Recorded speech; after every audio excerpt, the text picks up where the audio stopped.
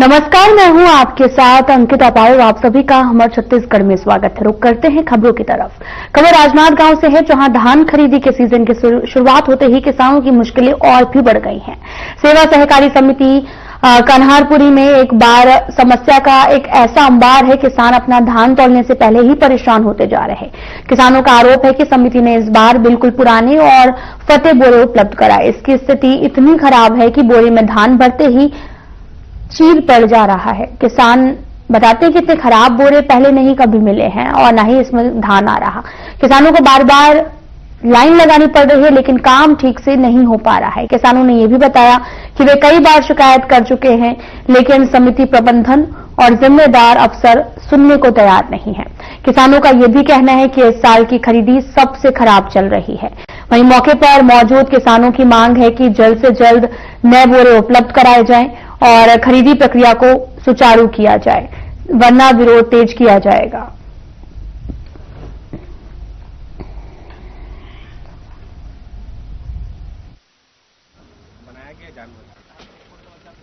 हाँ भाई, मैं जंगलेसर का किसान हूँ। हम लोग यहाँ कन्हारपुरी सोसाइटी में हैं और बहुत दिन से आ रहे हैं, लगातार आ रहे हैं। यहाँ ये समस्या की भी हम लोग टोकन के लिए आते हैं। हमारी खेत में फसल जो है कट चुकी है और वो सूखा भी हो गया है, लगभग पूरी जो सरकार को मात्रा थी उसके हिसाब से। और हम लोग टोकन के लिए बहुत परेशान है। खेत में अपना खलिहान में धान पड़ा हुआ है और वहाँ भी रखवाली के लिए जाना आना पड़ता है। रोज आना जाने एक समस्या है और यहाँ बार बार आते हैं। टोकन का बहुत ज्यादा समस्या है। टोकन क्या है, ऑनलाइन ऑफलाइन है, तो ऑनलाइन बोलते जरूर है लेकिन कट नहीं रहा है, वो बस गोल गोल टाइप का घूमते रहते हैं। यहाँ और तो फिर इनका भी कहना है कि भाई जो है वो अपन दे दिए करके। इस तरीके से किसान बहुत परेशान है। आप लोग मीडिया के माध्यम से हम बताना चाहते हैं कि भाई इस समस्या के लिए कुछ न कुछ रास्ता निकाले और किसान को इसका राहत दिया जाए। यहाँ पर सर की 1320 किसान पंजीकृत है, जिसमें नया किसान है 40, टोटल मतलब 1360 किसान पंजीकृत है। और धान बेचने वालों की संख्या 181 है, लाभान्वित हुई उसमें से। और टोटल खरीदी हो गया है 10,011 कुंटल 20 किलो। बोरा देखा गया, कई बोरा फटा है जी। क्या स्थिति है? बोरे का बहुत बुरी स्थिति है सर। क्या है, फटे बारदाना मिलर लोग दे रहे हैं, उसी में धान तोलने के लिए कर रहे हैं। ये बहुत परेशानी है, बोरा बहुत फटे आ रहे हैं। किसानों से जो अनलोडिंग है, जी लाते हैं, जी कितना रुपए आप लोग लेते हैं और कितना तौलाई वगैरह का पैसा अतिरिक्त लेते हैं? किसान से हम लोग तौलाई का पैसा सोसाइटी देती है। हाँ, अब वो लोग खाली कराते हैं, अपने किसान लेवल लेके आते हैं या यहाँ लेवल लेके नहीं आते, यहीं की हमालों से कर देते हैं वो लोग तौलाई का काम। तो कितना देते हैं किसान? अब किसान यहाँ तो दे रहे हैं सर 6-7 रुपए दे रहे हैं जी। एक बोरी पूछिए। खाली करते हैं, उसमें गाड़ी से मतलब नीचे उतारते हैं, नीचे उतारने के बाद पलटी कर पूरा के। समिति को कितना पैसा मिलता है? समिति को पैसा इसमें अभी तो अब जानकारी नहीं है सर कितना आया है। उसके बाद आदेश आया है ना? आदेश आया है, लेकिन अभी पैसा नहीं आया है। किसान नहीं, अलग नहीं ले, नहीं, वो लेबर लोग, वो लोग काम करवाते हैं, लेबर लोग को लोग देते हैं। क्या देते हैं? मैं उसको छपाई उपाई करके लोडिंग, मतलब छपाई है, बोरा तौलाई है, छल्ली लगाई है, उसके वो दोनों मिलाकर 11 रुपए देते हैं।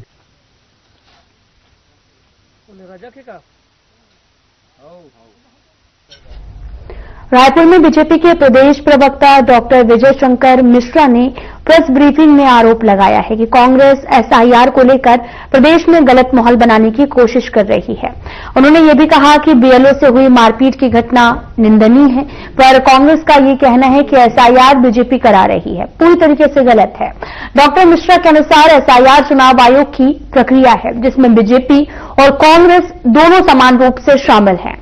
साथ ही उन्होंने यह भी कहा कि मतदाता सूचियों में हुई गड़बड़ियां कांग्रेस के संरक्षण में हुई हैं और अब सुधार होने पर कांग्रेस को बेनकाब होने का डर सता रहा है।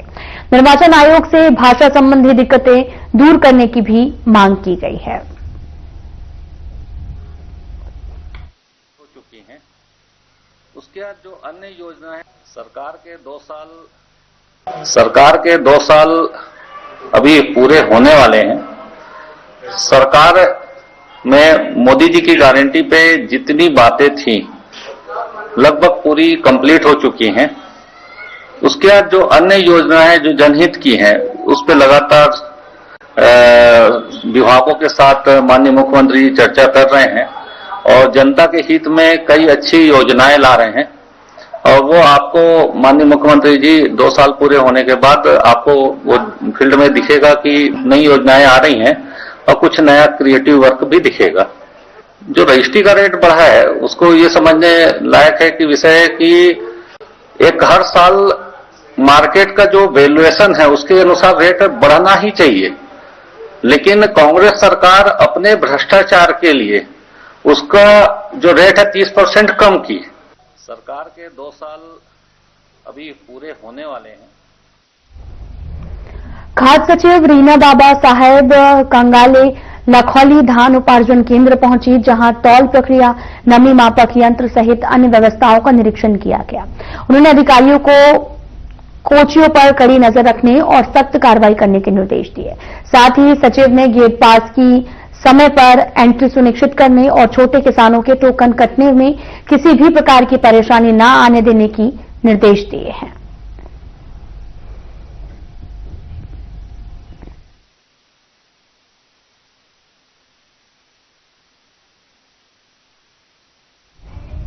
तो आपको बताते चलें कि सचिव ने धान केंद्र का निरीक्षण किया है, तौल प्रक्रिया और गेट पास को सुनिश्चित किया गया है। तो तस्वीरें आपको दिखा रहे हैं जो कि रायपुर से हैं, जहां सचिव ने धान केंद्र का निरीक्षण किया है सचिव ने, और इस दौरान की तस्वीरें आपको दिखा रहे हैं जहां पर तौल प्रक्रिया और गेट पास सुनिश्चित किया गया और सारा जायजा लेते हुए तमाम तरह के निर्देश, किसानों के टोकन सुरक्षा के भी निर्देश दिए हैं।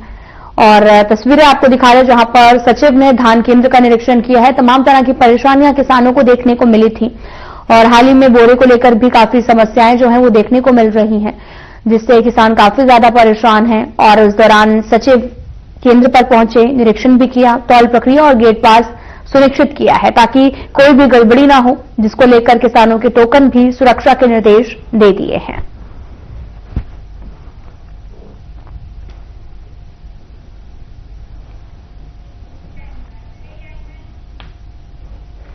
राजनांदगांव के सुखरी डोंगर गांव के किसान कलेक्ट्रेट पहुंचे, जहां इस दौरान किसानों ने कहा कि पोर्टल में किसानों का रखाव का रिकॉर्ड नहीं दिख रहा है, जिस कारण वे अपना धान नहीं बेच पा रहे हैं, जिससे कि चलते कई दिनों से परेशान किसान शिकायत लेकर कलेक्टर के पास पहुंचे। तो वहीं इस दौरान अधिकारियों ने किसानों की समस्याओं को जल्द सुलझाने का आश्वासन भी दिया है।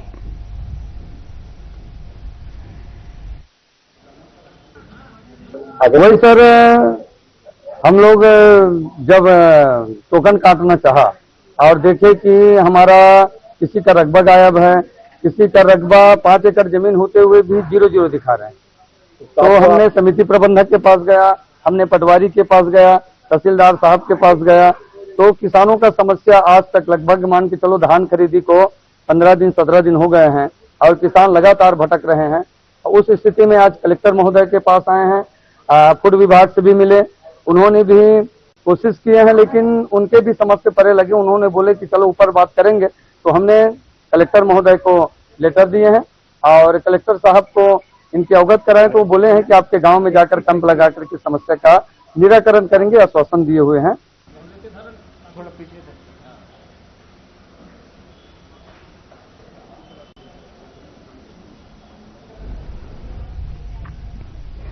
केंद्र सरकार ने छत्तीसगढ़ में नक्सलवाद खत्म करने के लिए मार्च 2026 तक डेडलाइन दी है। सुरक्षा बलों की कार्रवाई में नक्सली मारे जा रहे हैं या आत्मसमर्पण कर रहे हैं।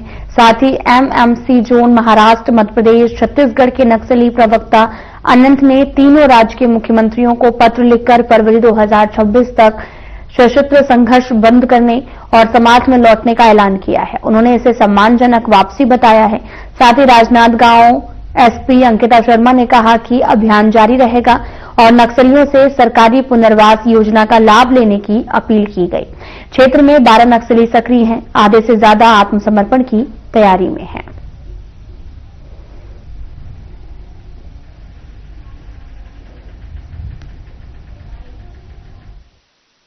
अपील जारी की गई थी जिसमें उन्होंने फरवरी 2026 तक का वक्त मांगा है सरेंडर के लिए, परंतु इस प्रकार की टाइमलाइन कहीं पर भी सेंसिबल नहीं लगती, लॉजिकल नहीं है।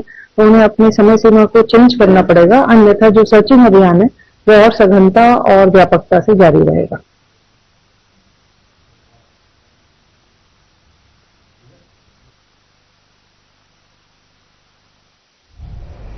खबर बीजापुर जिले से सामने आ रही, जहां पर कुल 224 पीडीसी दुकानों के लिए लगभग प्रत्येक महीने में 26,000 क्विंटल चावल वितरित किया जाता है और इस चावल इसे यहां पर मिलाया जाता है, जो कि सरकार की पोषण सुरक्षा योजना के अंतर्गत आता है। ये योजना अंत्योदय एवं प्राथमिकता परिवारों को खाद्यान्न के साथ पोषण सुरक्षा सुनिश्चित करने के लिए चलाई जा रही है। साथ ही फोर्टिफाइड चावल वितरण योजना का उद्देश्य लाभार्थियों को मात्रा के साथ पोषक तत्वों से भरपूर चावल प्रदान करता है और पोषण स्तर को बेहतर करता है। तो आपको बताते चलें कि कमजोर वर्गों के लिए पोषक चावल है और सरकार योजना से पोषण सुरक्षा सुनिश्चित कर रही है। आपको बताते चले कि लगातार चावल को लेकर पोषक तत्वों पर बात हो रही है। फोर्टिफाइड चावल वितरण जो है वो अब शुरू हो रहा है। तस्वीरें आपको दिखा रहे हैं जहां पर फोर्टिफाइड चावल को लेकर तमाम तरह की जानकारियां जो हैं वो सामने आई, जहां पर सरकार योजना ला रही है और सरकार योजना से पोषण सुरक्षा सुनिश्चित कर रही है ताकि कमजोर वर्गों के लिए चावल जो हैं वो काफी ज्यादा पोषक चावल होने चाहिए। फोर्टिफाइड चावल वितरण अब जल्द ही शुरू होने वाला है। फोर्टिफाइड चावल वितरण बीजापुर में सरकार योजना लाने वाली है। दरअसल फोर्टिफाइड चावल वो चावल होता है जिसमें समान चावल की तुलना में मौलिक जैसे कि आयरन, फॉलिक एसिड और विटामिन B12 मिलाए जाते हैं। इससे पोषक तत्व जो हैं वो पूरे होंगे और फोर्टिफाइड राइस जो है वो समान चावल से साथ में मिलाकर पेश किए जाते हैं। इस दौरान इसकी जो वितरण की योजना है वो जल्द ही शुरू होगी और सब भारत में लगातार कुपोषण, विशेषकर कैलोरी के साथ साथ मिनरल्स और विटामिन की कमी है, जिसको लेकर सरकार योजना से पोषण को पूरा करने के लिए कमजोर वर्गों के लिए पोषक चावल ला रही है। सरकार योजना से पोषण सुरक्षा सुनिश्चित करना चाहती है।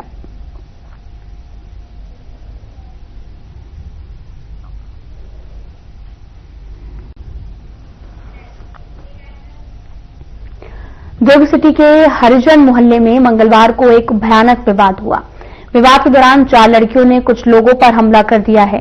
जानकारी के अनुसार लड़कियों ने एसिड जैसा लिक्विड फेंका और साथ ही पत्थरबाजी भी की। एक व्यक्ति पर ब्लेड से वार भी कर दिया है और इस हिंसक घटना से मोहल्ले में दहशत का माहौल फैल गया है। सूचना मिलने पर दुर्ग सिटी पुलिस तुरंत मौके पर पहुंची। चारों लड़कियों को हिरासत में लिया गया। फिलहाल उनसे पूछताछ की जा रही है। पुलिस ने मामले की गंभीरता को देखते हुए जांच तेज कर दी है।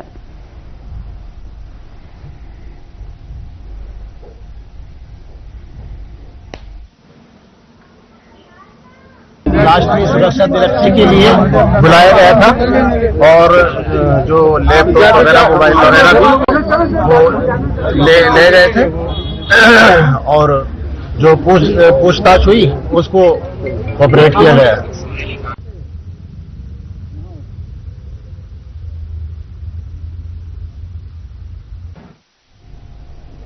दुर्ग जिले के तीनों नवनियुक्त जिलाध्यक्ष से मुलाकात करने पूर्व सीएम भूपेश बघेल पहुंचे हैं। आपको बताते चलें कि दुर्ग ग्रामीण से राकेश ठाकुर, जो पूर्व सीएम भूपेश बघेल के करीबी माने जाते हैं, में धीरज बकलीवाल, जिन्हें महापौर बनाने में पूर्व विधायक अरुण वोरा का योगदान रहा, मुकेश चंद्राकर दोबारा जिलाध्यक्ष भिलाई से बनाए गए हैं और अब संगठन की कमान 3 जिला अध्यक्ष के हाथों में आ गई है। इस दौरान पूर्व सीएम भूपेश बघेल ने कहा कि फांसीवादी सरकार के खिलाफ जनता के लिए हम लड़ाई लड़ेंगे। वहीं उन्होंने धान खरीदी को लेकर कहा कि किसानों को धान बेचने के लिए टोकन नहीं मिल रहा है। इसी के साथ दूसरे मुद्दों पर भी सरकार पर सवाल उठाते नजर आए हैं।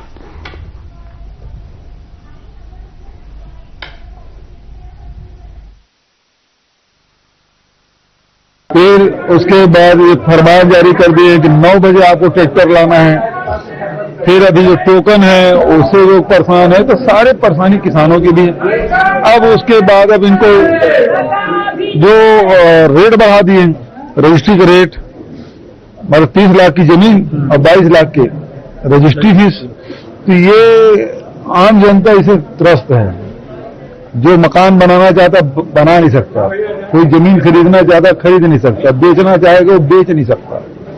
इतने इन्होंने रेट बढ़ा दिए हैं कि आम जनता बर्दाश्त ही नहीं कर पा रहा है। और यही कारण है कि 2 साल भी नहीं बीता है, उसके प्रदेशाध्यक्ष गिरा हो गया, उसके उप मुख्यमंत्री की गिरा हो गया, केंद्रीय मंत्री गिरा हो रहा है। 2 साल के अंदर में सब लोगों का, दोनों उप मुख्यमंत्री का, केंद्रीय मंत्री का, उसके प्रदेशाध्यक्ष, जनता घेराव कर रही है, बच्चे घेराव कर रहे हैं। ये स्थिति बन गई। कांग्रेस का क्या रुख रहेगा, क्योंकि आप देख रहे हैं हम तो जनता के साथ हैं और हाई स्टैंड लगातार लड़ाई लड़ी जा रही है, आपके माध्यम से लड़ाई लड़ी जा रही है, धरना प्रदर्शन किया जा रहा है। और अभी हमारे जिला अध्यक्ष ने ऊँट के मुंह में जीरा, जो बिजली छूट मामले में उन्होंने आंदोलन किया था, आपने देखा कि लगातार हम लोग जनता के मुद्दे को लेकर लड़ाई लड़ रहे हैं। पीएमओ सेटअप दिल्ली से रायपुर हो गया है, क्या कहना चाहेंगे? देखिए, इससे ये केवल एक वातावरण बनाने की कोशिश है।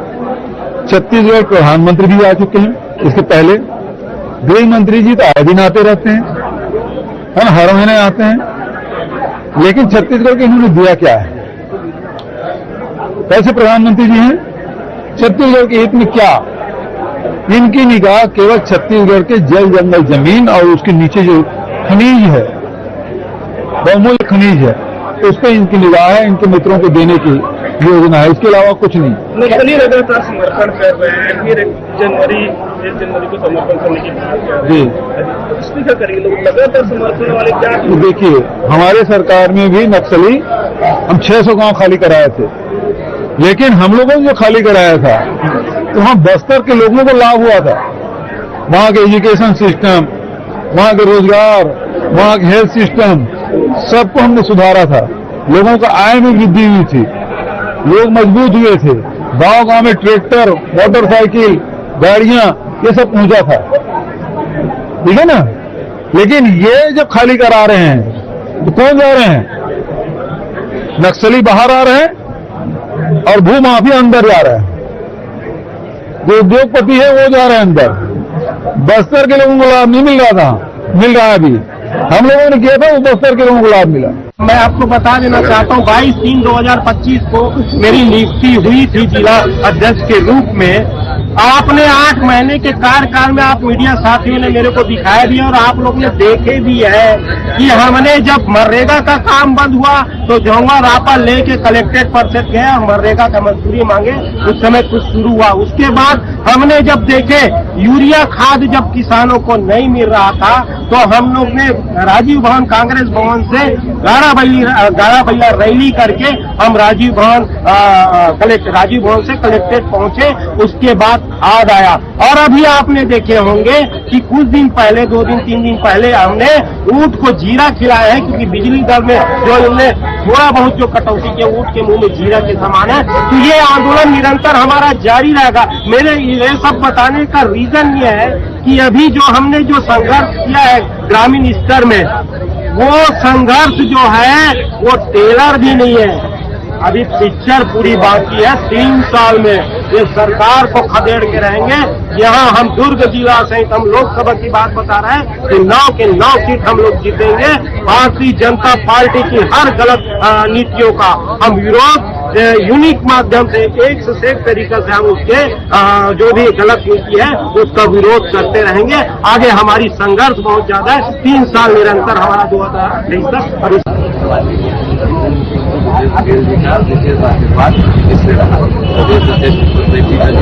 सभी नेताओं का कार्यकर्ताओं के बीच में से कार्यकर्ताओं को पसंद करते और राहुल गांधी जी के संगठन से जो पूरे देश में चल रहा है वो सर सामाजिक संगठनों से हमारे पत्रकार साथियों की भी इसमें राय शुमारी की गई। तो सबके बीच से अध्यक्ष इसमें चुना गया है। मैं सभी चीज खासकर हमारे भूपेश जी तो बहुत धन्यवाद देता हमारे प्रभारी सचिन पायलट। लेकिन समाचार संगठन सृजन कार्यक्रम के तहत इस नियुक्ति में परोक्ष अपरोक्ष रूप से जितने भी लोगों का वरिष्ठ लोगों का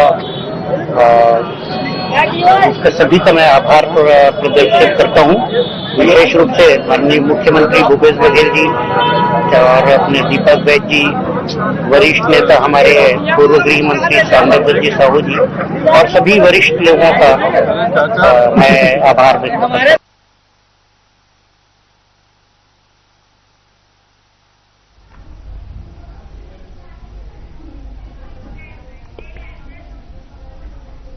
जिला पंचायत की सामान्य सभा की बैठक अध्यक्ष राजेश सूर्यवंशी की अध्यक्षता में संपन्न हुई, जिसमें मुख्य कार्यपालन अधिकारी संदीप कुमार अग्रवाल और जिला स्तर के सभी अधिकारी मौके पर मौजूद रहे।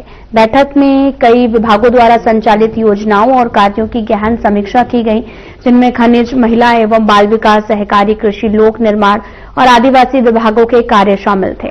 खासतौर पर धान खरीदी, पंजीकरण, भुइया ऐप और एग्रीस्टेक ऐप पर चर्चा की गई। वहीं जिला पंचायत अध्यक्ष ने कृषि, सहकारी और उद्यान विभागों को संयुक्त कैंप लगाने के निर्देश दिए हैं।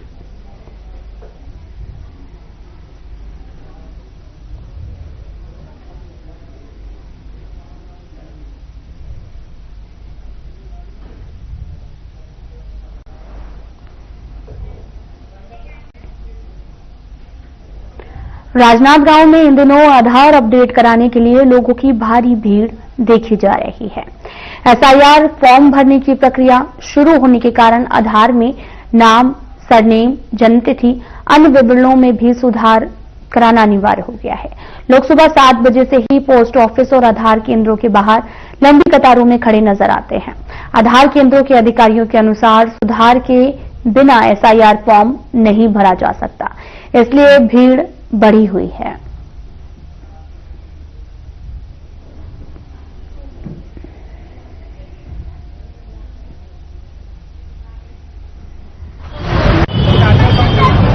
हम लोग व्यवस्था ये रखे हैं कि हमारे पास दो जो यूजर है वो काम कर रहे हैं, एक हेल्प करते हैं, एक इनिशिएट करते हैं एनरोलमेंट काम का।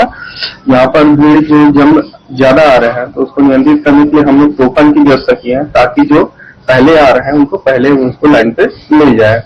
सभी चीज की सुविधा रखा हुआ है यहाँ पे और सभी शांतिपूर्वक चल रहे हैं।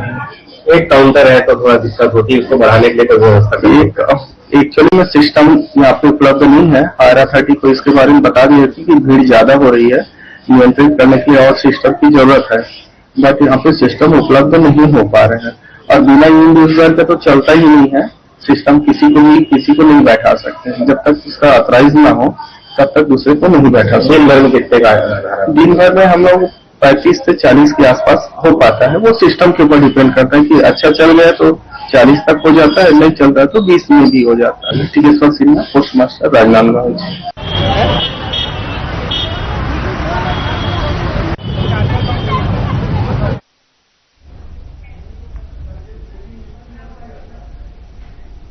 डूंगरगढ़ के लाल बहादुर नगर में हुए वृक्षारोपण को लेकर एक बड़ा मामला सामने आया।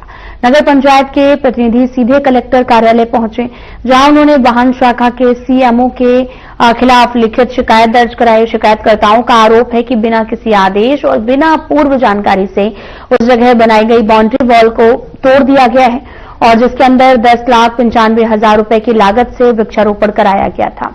ये पूरा काम मनरेगा के तहत किया गया था। प्रतिनिधियों का यह भी कहना है कि जिस जगह वृक्षारोपण हुआ था वहीं सोलर पंप, सोलर सिस्टम, पानी की व्यवस्था और फेंसिंग पर भी बड़ी राशि खर्च की गई है, लेकिन बाउंड्री टूटने के बाद में पूरा पौधारोपण नष्ट हो गया है। लाल बहादुर नगर के लोगों का आरोप है कि इस घटना से सरकारी धन की भारी बर्बादी हुई है। जिम्मेदार अधिकारियों पर कार्रवाई जरूरी है।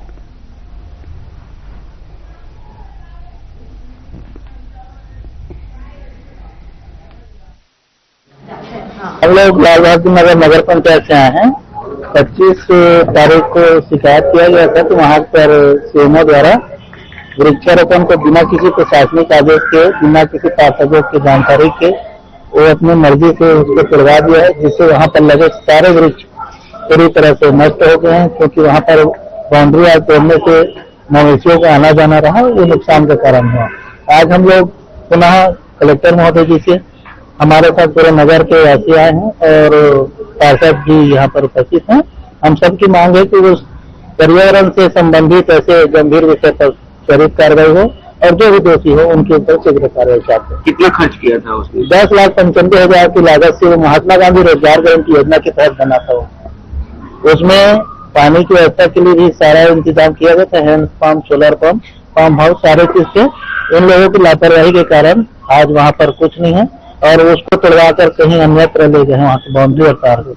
हम लोग नगर वासियों के साथ यही मांग है कि ऐसे घोर अपराध जो किए हैं, लापरवाही की है, मतलब पर्यावरण के साथ जो छेड़छाड़ की है, ऐसे दोषियों को बख्शा न जाए और उनके ऊपर कार्रवाई किया जाए। यही हमारी मांग। नाम? राकेश सिन्हा, लाल बाग।